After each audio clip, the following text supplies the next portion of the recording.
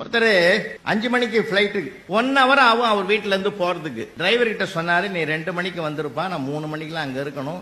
2 மணிக்கு வரேன்னு சொன்ன டிரைவர் 2:30 மணிக்கு வராரு. அரை மணி நேரம் லேட் ஆனதுனால கொதிச்சு பிபி ஏறி எல்லாம் போய் அந்த ஆளு தலைகீழ பேச ஆரம்பிச்சிட்டோம். போச்சு பயணமே போச்சு, பயணமே போச்சு, பயணம். எப்படியோ ஒண்ணு நான் சீக்கிரம் கொண்டு போய் விட்டுறேன்னா போற வழியில பல்லாவரம் தாண்டறதுக்குள்ளே ஒரு டயர் பஞ்சர் ஆகி போச்சு. நொந்து நூலாயிட்டான் அந்த ஆளு. இன்னைக்கு போச்சுரா, எல்லாமே குடிச்சவர் ஆகிட்டான், இப்படி பண்ணிட்டானே.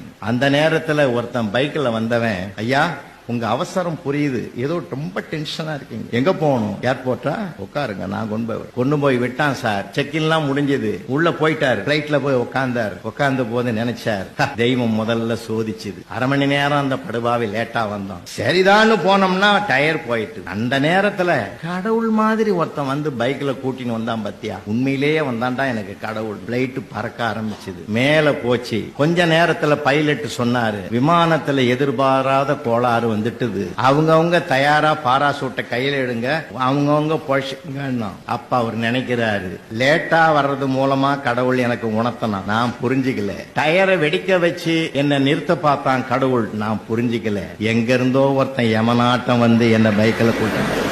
நான் என்ன சொல்ல வரேன், அரை மணி நேரத்துக்கு முந்தைய அவன் கடவுளா தெரிஞ்சான், அரை மணி நேரத்துல அவன் யமனாயிட்டான். இதுதான் நம்ம மதிப்பீடு.